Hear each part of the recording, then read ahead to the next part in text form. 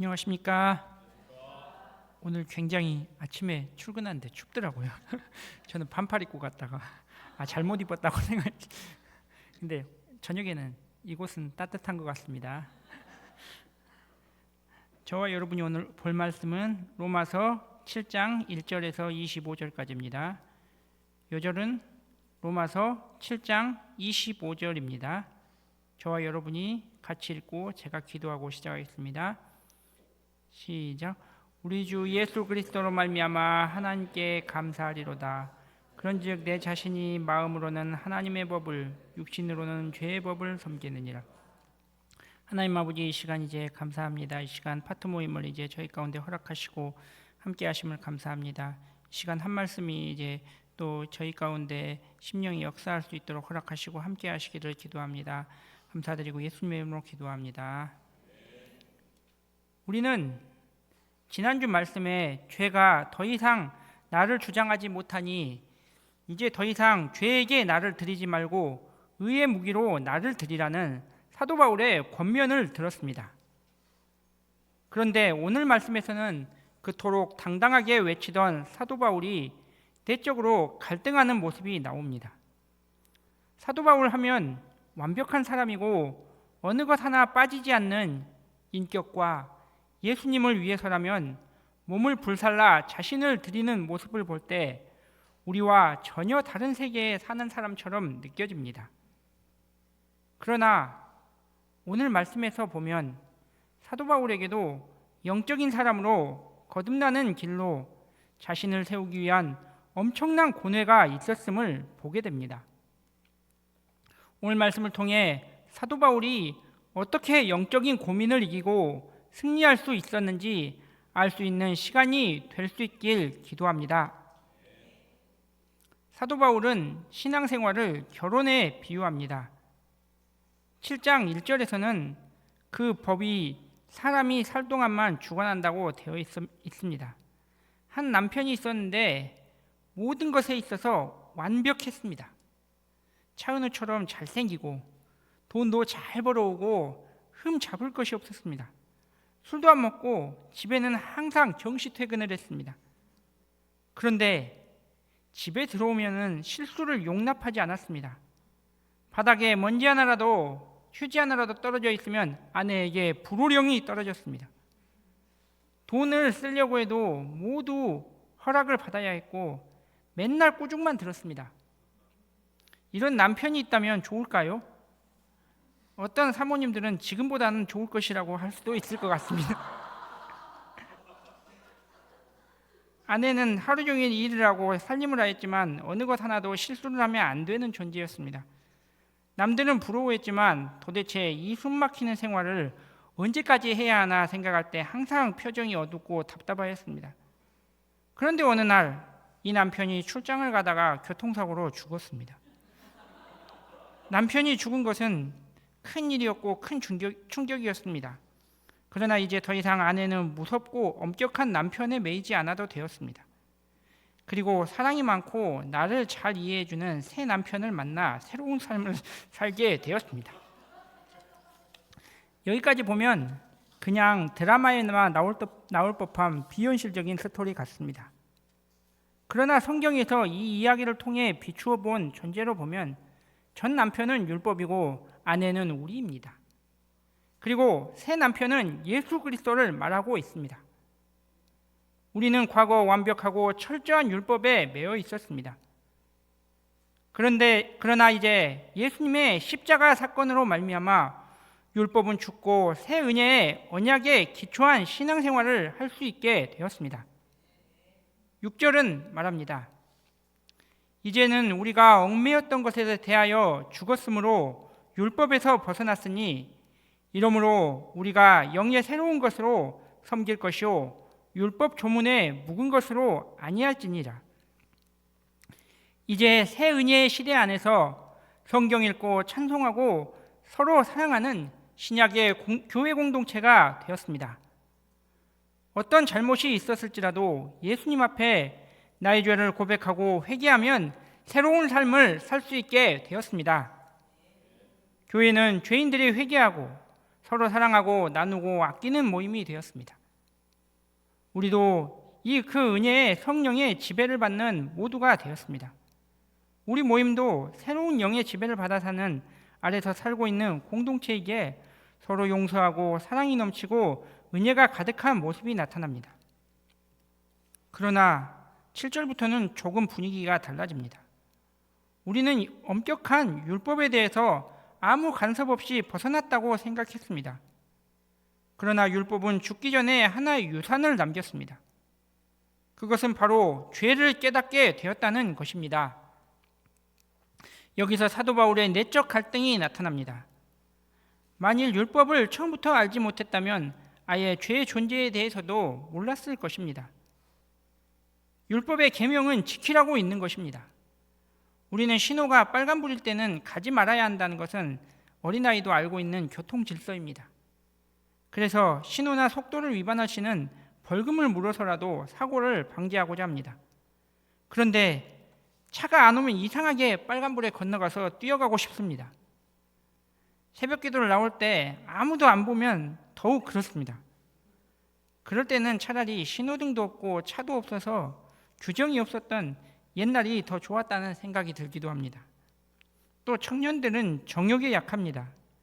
여러 인터넷 게시물을 보다가 궁금하면 클릭해서 들어가는데 말머리에 19금이라고 쓰여 있습니다. 그러면 양심으로는 안 보아야 한다 생각합니다. 그러나 그것도 잠시 어느새 무엇이 있을까 궁금하여 마우스를 여러 번 클릭하면서 어느새 민망한 장면을 내가 보고 있습니다. 8절은 비유를 말합니다. 그러나 죄가 기회를 타서 계명으로 말미암아 내 속에서 온갖 탐심을 이루었나니 이는 율법이 없으면 죄가 죽은 것임이라.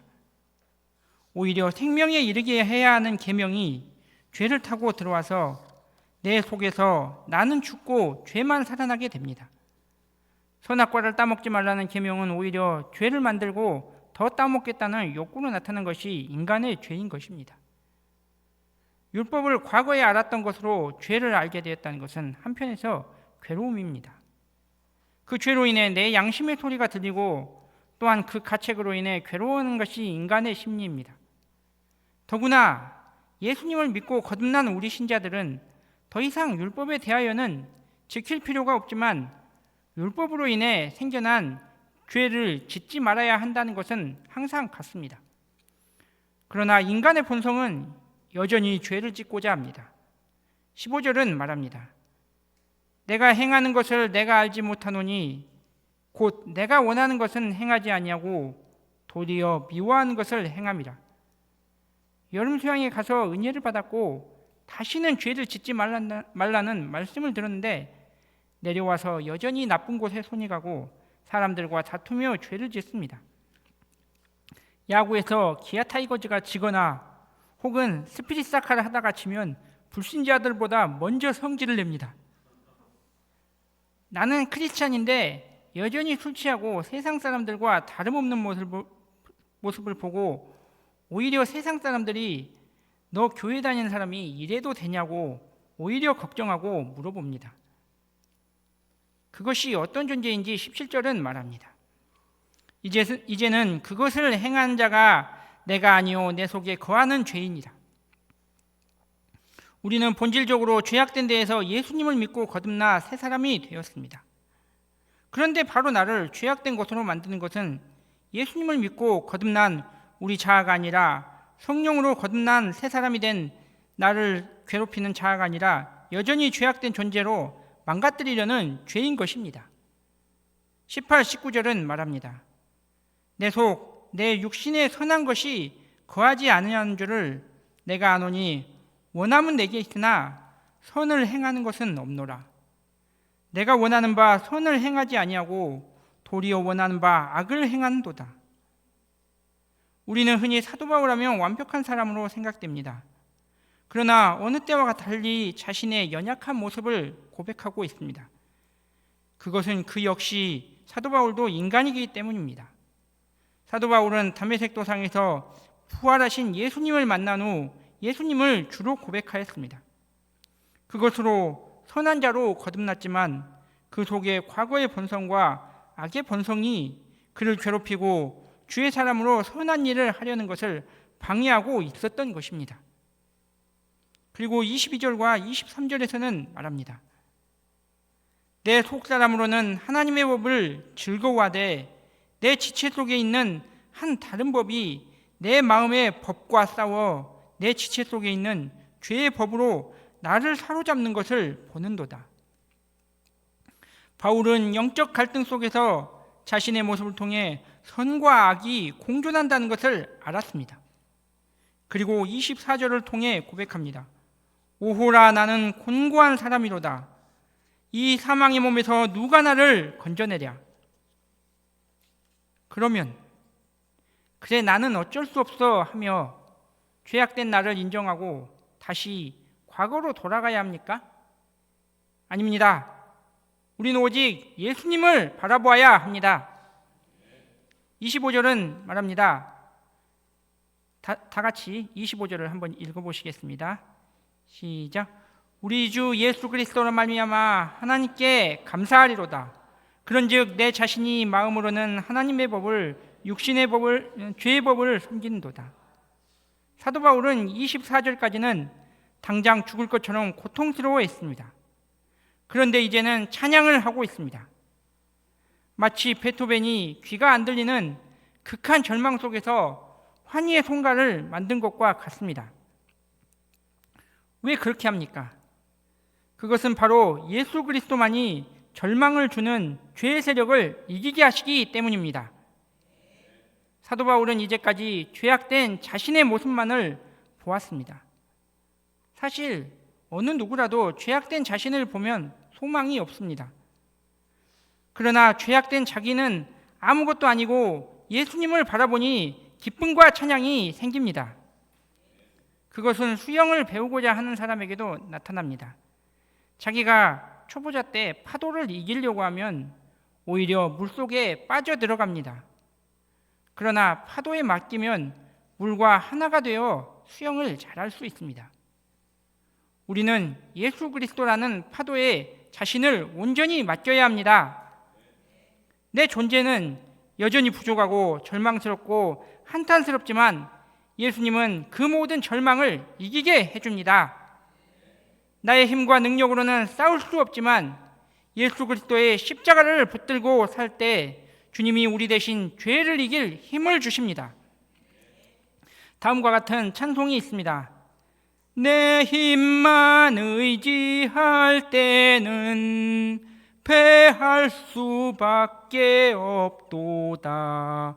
힘 있는 장수 나와서 날 대신하여 싸우네. 이 장수 누군가? 주 예수 그리스도 만군의 주로다. 여기까지입니다. 그때 우리는 승리의 찬가를 부를 수 있습니다. 영적인 생활은 신앙인에 있어서는 성장통과 같습니다. 갈등이 없고 문제가 아무것도 없으면 좋을 것 같지만 그것은 오히려 좋지 않습니다. 또 그런 사람은 단연코 없습니다. 우리는 힘들고 문제가 생길 때 예수 그리스도를 바라보아야 합니다. 나는 할 수 없지만 나를 이기게 하시고 승리케 하시는 주님을 바라볼 수 있길 기도하고 구합니다. 오직 우리를 이기게 하시는 것은 주님의 십자가밖에 없음을 알고 매일 날마다 더욱 주님을 의지하고 붙드는 삶을 살기를 기도합니다. 저는 과거 왜 살아야 하는지 의미를 알지 못했습니다. 정욕과 사람 인정과 목말라서 나를 이해해 줄 사람을 찾아 돌아다녔습니다. 그러나 집안 환경과 외모도 별로인 모습으로 꼬질꼬질함으로 인해 한결같이 무시받고 상처받자 마음의 문을 닫아버렸습니다. 어느 누구도 함께 하지 못한다고 생각하자 집안에서 홀로 은둔형 외톨이와 같이 살고 있었습니다. 이런 제게도 주님은 찾아오시고 십자가의 의미를 알고 거듭나 죄사함 받는 은혜를 주셨습니다. 저는 이 은혜로 거듭나 나의 인생을 주님께 드리겠다는 결단을 하였습니다. 그런데 그 후 신앙생활은 내 생각과 다르게 힘든 일이 많았습니다. 처음에는 열심히 새로운 마음으로 사명을 감당하고 양들도 돕고자 했습니다. 그러나 여전히 연약하고 죄에 넘어지는 자신을 발견하였습니다. 목자가 되어서도 혈기를 내고 내 자존심을 앞세우고 나를 위해 해주는 정직한 충고도 잘 듣지 않았습니다. 어떤 목자님은 이런 책에 말 안 듣는 염소 같다고 말하기도 했습니다. 저는 여전히 자신의 죄악됨을 인정하지 않고 세상에서 내가 생각하는 것만이 옳고 다른 사람이 생각하는 것은 잘못됐다고 여겼습니다. 나를 어렵게 만드는 것은 내가 아니라 나를 힘들게 만드는 주위의 환경과 차가운 시선이라는 생각에 결국 믿음의 사람들과도 적당히 거리를 두어야 하겠다는 생각을 했습니다. 나는 선을 원하지만 내 속에 죄의 본성이 나를 끌고 가서 결국 절망하게 만들고 사망의 길로 가고 있었습니다. 이런 제게 주님은 요한복음 말씀을 통해 말씀하셨습니다. 그 부모가 죄를 범한 것이 아니라 그에게서 하나님의 하시는 일을 나타내고자 하심이라. 나는 세상의 빛이니 나를 따른 자는 어둠에 거하지 아니하고 생명의 빛을 얻으리라. 저는 이 말씀을 영접하고 자신을 그토록 괴롭히는 죄의 사슬과 절망에서 벗어날 수 있었습니다. 비록 나와 내 환경들은 부족할지라도 하나님이 나와 함께 하심을 알게 되었습니다. 세상 사람들이 보는 높은 조건과 따갑고 차가운 시선에서 벗어나 내가 그리스도와 함께 할 수 있다는 것 자체가 큰 복임을 영접하게 되었습니다. 남들보다 좋은 집이나 차가 있고 평탄하게 잘 나가는 삶이 아닐지라도 주 안에서 기도하고 말씀 보며 은혜 받는 것 자체가 행복한 삶임을 알게 되었습니다. 참으로 어려워 보이던 문제였던 고은이를 데려오고 양육하는 문제와 이사 문제와 승진 문제 등 어떤 사람에게는 당연히 주어지는 것 같이 보이는 문제들 앞에 하나씩 오래 인내하고 기도하고 투쟁하며 그것이 조금씩 얻어질 때 그것이 당연한 것이 아니라 주 안에서 베풀어지는 은혜의 세계가 이루어지는 것임을 알게 되었습니다. 제가 결혼이든 자녀든 직장이든 너무 쉽게 당연하게 주어진 것들을 받아들일 때보다 그것들이 더 귀한 가치임을 알게 되었습니다. 내가 죄가 없어서가 아닙니다. 비록 나는 지금도 연약하고 죄에 넘어지기를 잘합니다. 그러나 은혜 안에서 내가 한 말씀을 받고 투쟁하고 하며 죄를 이겨나가는 것이 나의 삶의 승리의 비결입니다. 더 나아가 이제는 양들을 돕기 위해 투쟁하고 구하고자 합니다. 한 양과 이야기하며 내면에 깊은 절망의 문제가 있음을 알게 되었습니다. 과거에 내 모습을 보는 것 같아 돕고 싶은 마음이 들었습니다.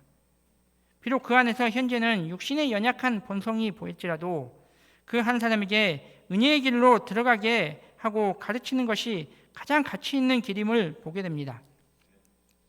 제가 이 연약함을 바라보기보다 항상 나를 이기게 하시고 승리케 하시는 주님을 바라보는 삶을 살기를 간절히 기도합니다. 결론입니다.